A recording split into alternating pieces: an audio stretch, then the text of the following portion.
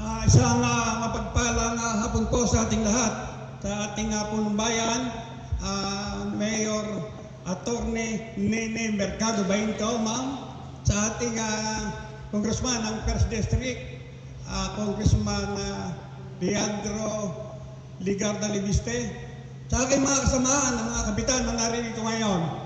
Siguro po naman na hindi lingid sa ating kalaman ang pronouncement ng pinuno, presidente ng Liga ng Barangay ng buong Batangas na si Board Member Fernando Rocafort, na inaakusahan niya ang ating congressman ng 1st District na pinipigilan niya ang pagpunta ng ating mga kapitan sa Kapitolyo upang kunin yung ayuda. At di umano, ayon sa kanya, ay namumulitikan ng maaga. Pero sa tingin ko naman ay napakalayo sa katotohanan ang sinasabi ni board member. Kontra doon sa sinabi ng ating ABC na siya mismo ang nakasaksi na tampo dahil sa dalawang patawag ni Governor ay hindi nakapunta ang mga kapitan ay tampo. Kaya positive na talagang tampo, kaya siguro tayo ay hindi pinatawag. Sa kapaintulutan ng dalawang ABC narito, at siyempre sa mga kasamahan natin narito ng mga kapitan, ay iminumungkahi ko po para mapatunayan natin na walang kasalanan, wala hindi hinihimok ng ating congressman na wag pumunta sa Batangas para kunin ng ayuda. Ay aking pong minumungkahi na sana sa pagsangayon ninyong lahat ay maimbita lahat sa Kongreso itong 84 na ABC kasama na mga kapitan upang patunayan na ang ating congressman ay walang sinasabi na wag pumunta sa Batangas para wag kunin ang ayuda. So yun lamang po at maraming salamat sa inyo lahat.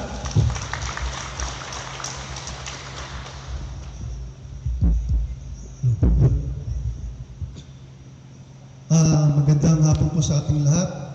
Sa ating pong minamahal na Mayor Nene Bainto, Mayor ng Taal, sa ating Governor, sa ating Congressman na si Congressman Leandro Ligarda Libiste, sa ating mga ABC, sa lahat ng mga kapitang nandito at mga bisita. Magandang hapon po sa ating lahat. Ito po tungkol sa 200K na sinasabi ng gobyerno ni BBM. Ito po, nung nalaman po, hindi lamang po sa bayan tal, siguro buong Pilipinas, ay talaga naman po medyo nagpaalab ng damdamin ng mga kabataan. Dahil nga po, biro mo, yan po ang 100,000 diyan ay para sa educational. Dito tuwang-tuwa na po mga bata, saka magkakaroon pa po ng counting project na kung ano man sa 100, natuwa po ang lahat ng barangay. Ito nga po, yung katulad sa amin, sa Barangay Tierra Alta, nasabi ko nga po ito sa mga magiging recipient ng 100K educational assistance, tuwang-tuwa po ang mga bata. Kaya naman po, yung pangyayaring ito ay talagang medyo malungkot.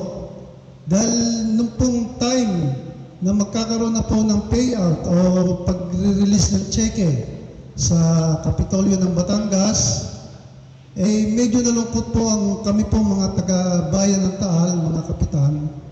Dahil nga po, nalaman po namin na hindi raw kasali ang bayan ng Taal, kasama po ng bayan ng Nasugbu, na hindi mapapasama sa payout. Hindi nga ho namin malaman kung anong dahilan.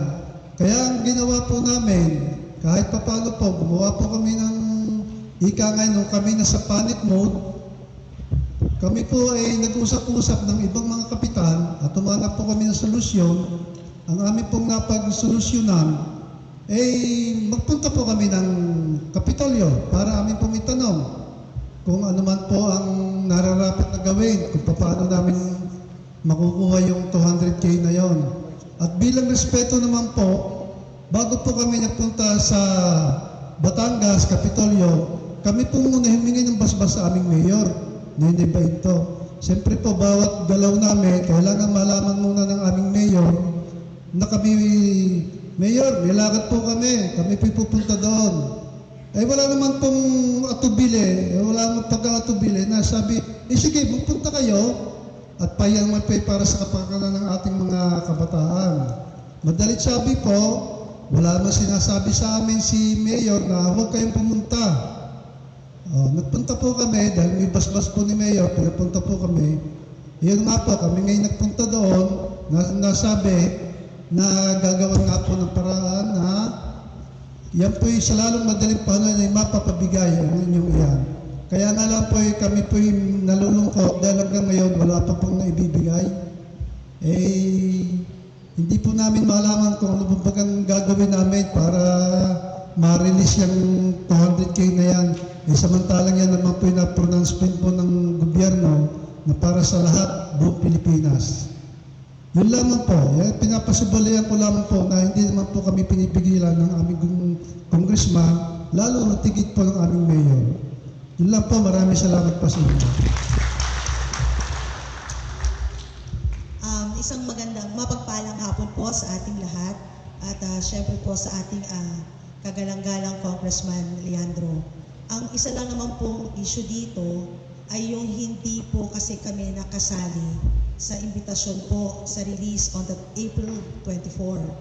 So, ang karapit bayan namin, naka-receive po ng text from the OPG daw na may release na po on April 24.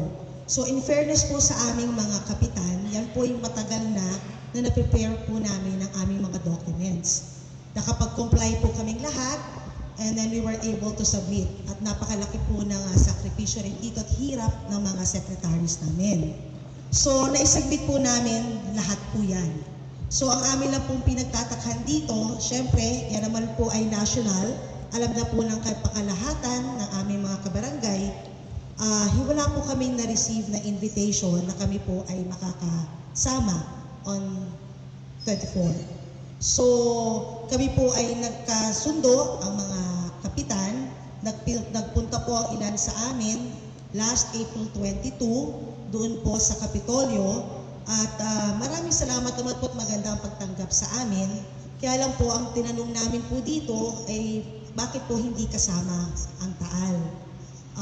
Ang makakasagot na lang daw po niyan ay ang OPG. So, maghintay na lang po kami ng kasagutan from them. So, kaya lang po, ang nakakalungkot po dito habang nanonood kami sa mga videos na nakaka-receive ang lahat ng kabarangay, kami po ay walang nare-receive. Hindi naman po ito para sa aming mga kapitan. Ito po ay para sa mga residente namin, lalo na sa mga estudyanteng umaasa po doon sa mga educational assistance at sa ibang proyekto po ng barangay. So, ang amin lang po dito ay sana naman po ay maibigay pa rin po sa amin yung 200,000 kasi po marami po ang makikinabang po dito at maraming salamat.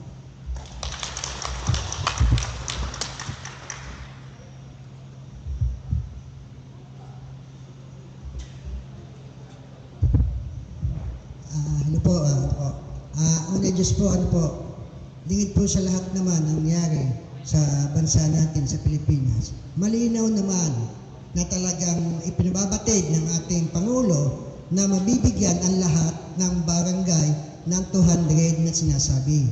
So hindi naman tayo mga bata pa para tayo ilinlangin o yabangin. Tayo po na may nanunungkulan lang para sa ating kanya-kanyang barangay. Kaya ano po ba ang dahilan para tayo paglaruan pa? Mabuti nga lamang na andyan at may nagtataguyod sa atin, unang-una ang ating congressman na si Sir Leandro Legarda Libiste. So, kaya sa nakikita natin, huwag naman saan tayong gawin panggagong taga Batangas. Tayo na may bababait na tao, handang makipagtulungan. Kaya masakit sa ating damdamin, tayo nanunungkulan ng totoo. Huwag naman natin tayo pagamit pa. So, salamat sir sa inyong pamumuno at kayo dumating dito sa bayan ng Batangas. Nawa, bigyan pa kayo ng mahaba pa buhay at nang sa ganon, ang bansang Pilipinas ay maging totoo sa takbo ng panahon at maging lingkod bayan ang lahat na maaaring maglingkod dito sa bansang Pilipinas. Maraming salamat po sir sa ating lahat.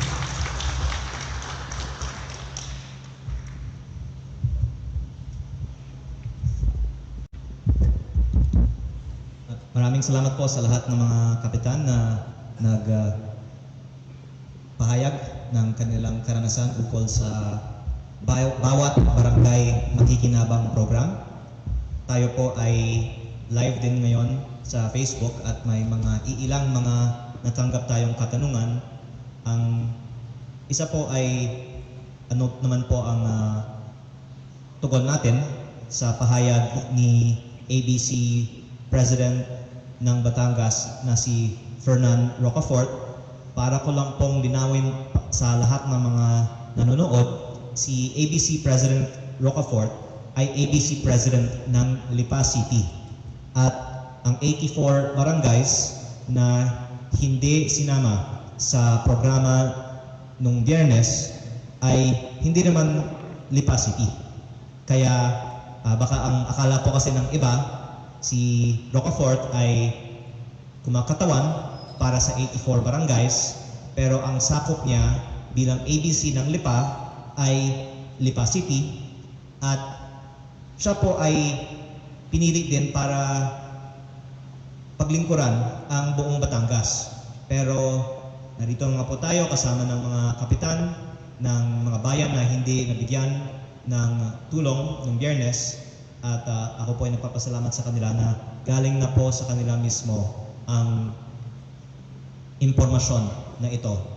Dagdag ko din po tungkol sa isa ko pang na-post ngayon sa Facebook, kung pwede pong i-flash sa screen ito. May iba pang bayan sa aking distrito, ang unang distrito ng Batangas, na nakasama naman sa programa nung Friday. At sila po ay kinontak ng Kapitolyo at gumawa po ng bagong group chat ang Kapitolyo para sa kanila. Ang nakalagay po sa kanilang group chat, ang gumawa ay staff ni Governor Vilma, at ito daw po ay para po muna sa 6 na nandito sa GC na to, at nakalagay din po dito, iwasan po ang mag-screenshot. Pero ang lumalabas po dito,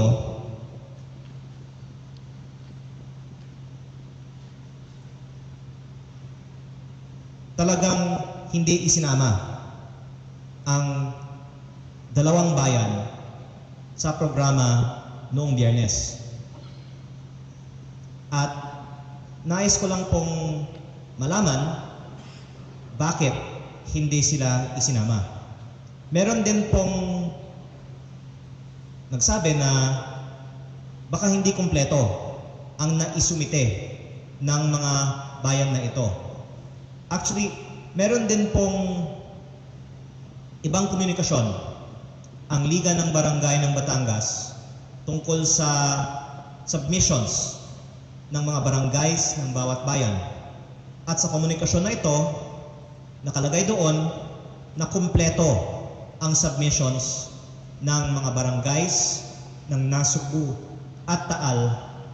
Ang 84 barangays ay nakapag-submit na ng kanilang requirements noong April 17 pa. Ang ibang mga bayan ay hindi pa nga kumpleto noong April 17 at hinabol pa ang requirements ng iba. Pero ang mga kasama natin ngayon ay mismong pumunta ilang beses sa Batangas City para isumite ang kanilang mga requirements, at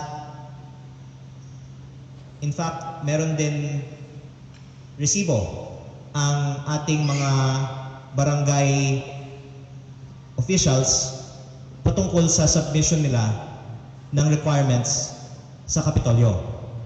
Kaya nais ko lang linawin lahat nito para lumabas po ang katotohanan. Dahil ba hindi na isumite ang requirements, kaya itong 84 ay hindi na isama? Hindi po totoo. Dahil yan nga po ay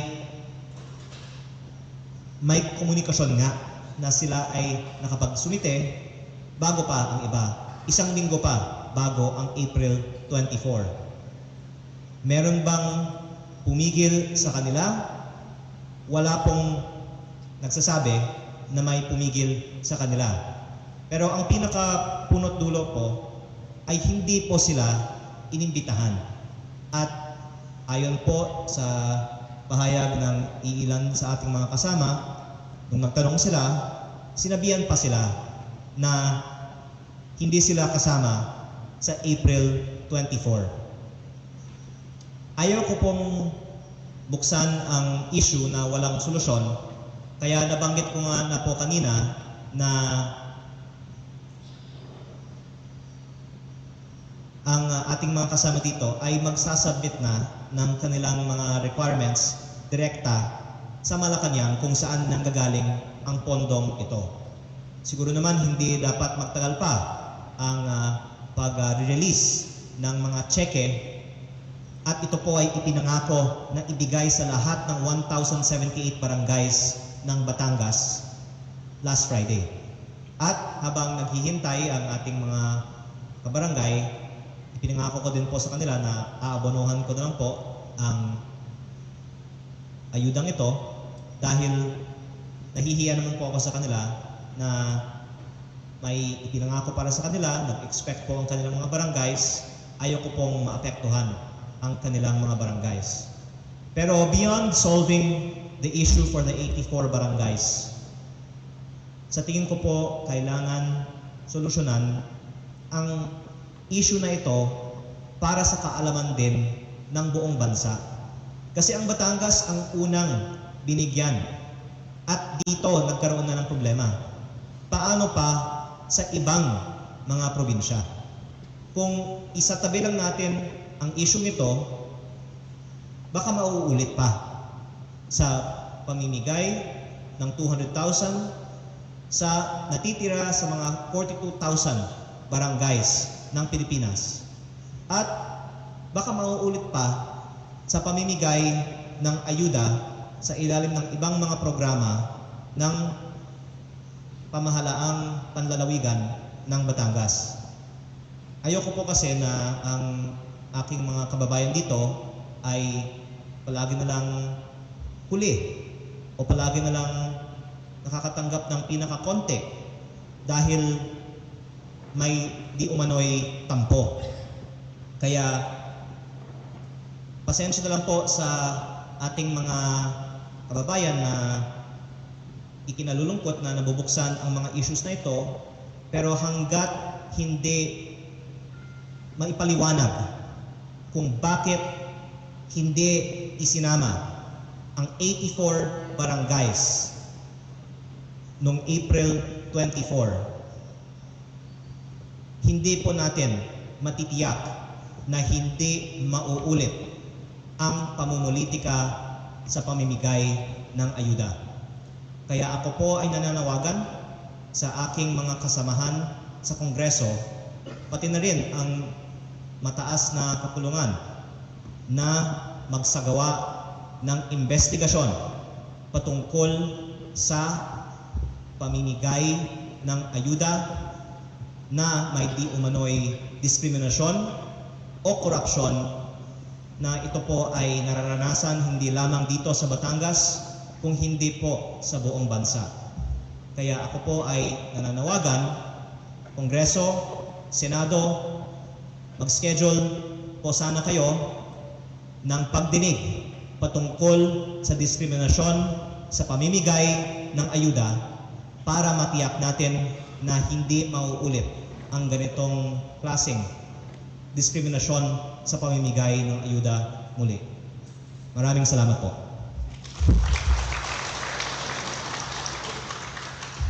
So I think that ends our Facebook Live, pero kung sakali po may iba pang mga magtatanong, teka, may receipt pala yung nasugbo tungkol sa submission ng requirements nila. So baka pwedeng pakita yun sa iba pang post, pero Malinaw naman po lahat ng mga ebidensya na isumite ang lahat ng requirements.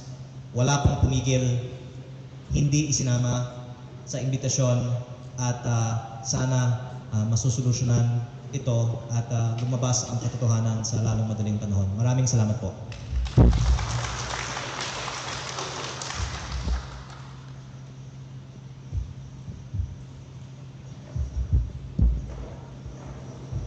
Maraming salamat po. Thank you.